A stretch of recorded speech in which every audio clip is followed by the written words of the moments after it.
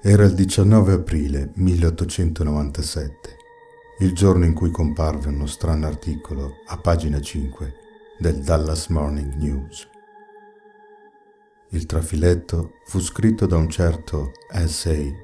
Haydon, residente nella città texana di Aurora, e il suo contenuto era davvero senza precedenti. Raccontava, infatti, che alle 6 del mattino di 2 giorni prima, un oggetto volante di natura sconosciuta aveva impattato contro il mulino a vento, posto sulla proprietà di un giudice di nome Proctor.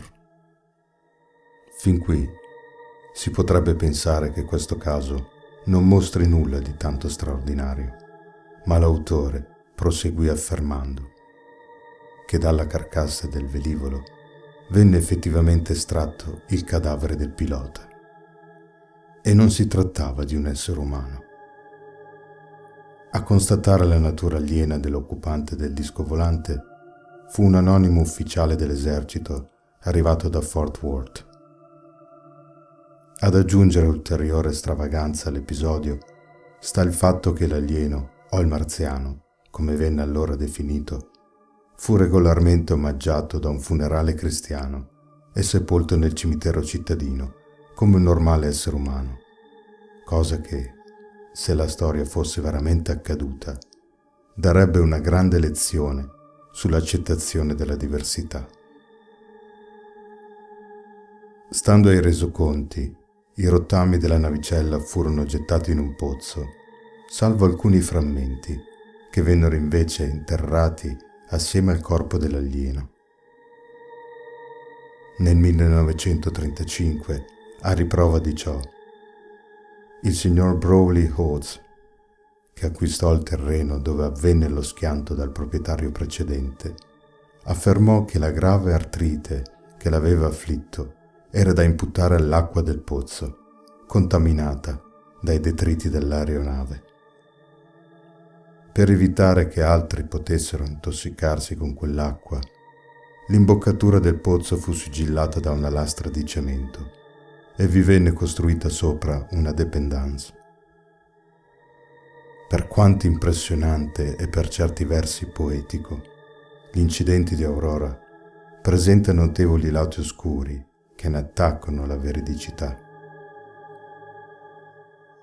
In primo luogo, all'articolo non ne seguirono altri.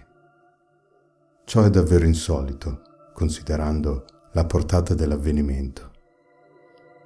Non si specifica neppure chiaramente il luogo di sepoltura dell'uomo stellare.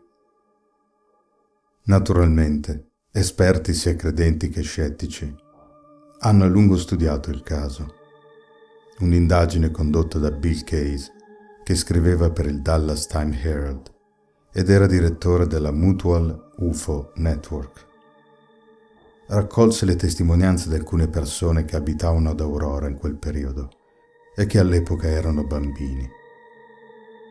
Tutti affermarono di aver sentito parlare dell'accaduto e alcuni persino di aver visto uno strano oggetto perdere quota nel cielo, ma che gli fu impedito dagli adulti di recarsi sul luogo dell'incidente.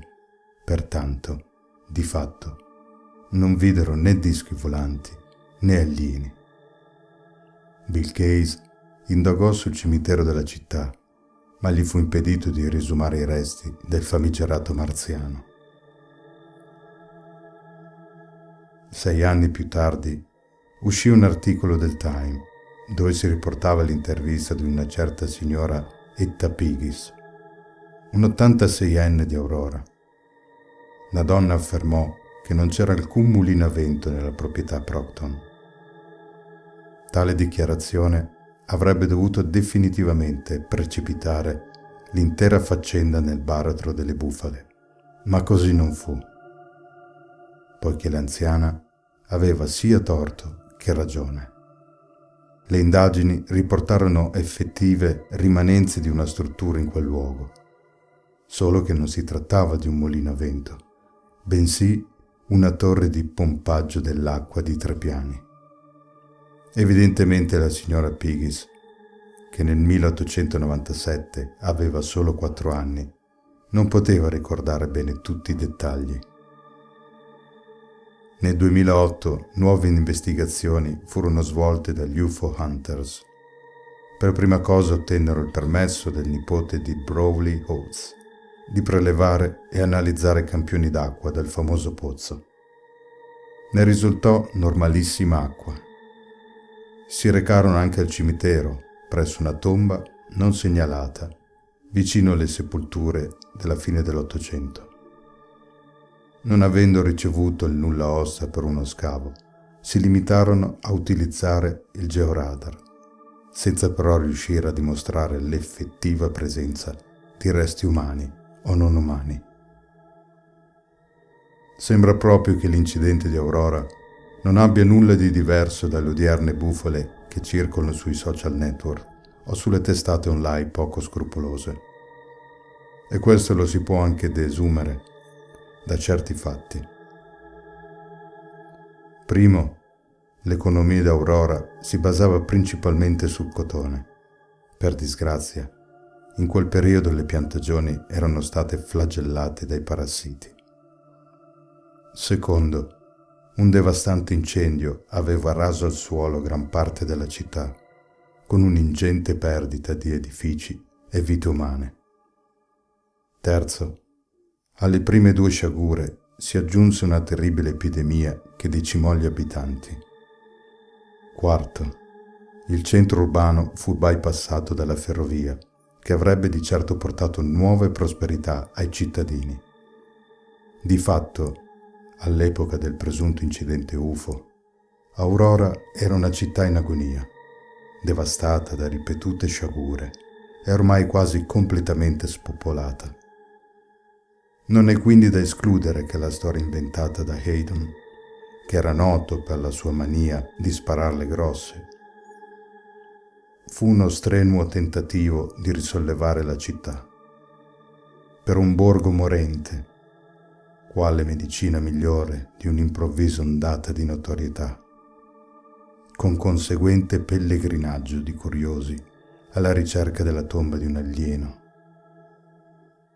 Se la faccenda avesse preso piede, diffondendosi, di sicuro molti sarebbero giunti in città, spendendo soldi in cibo e stanze di albergo, facendo affluire nuova vita nelle vene aride di Aurora. Malgrado inventare notizie sensazionalistiche non sia mai una buona politica, almeno in questo caso specifico, tutto fu architettato con le migliori intenzioni.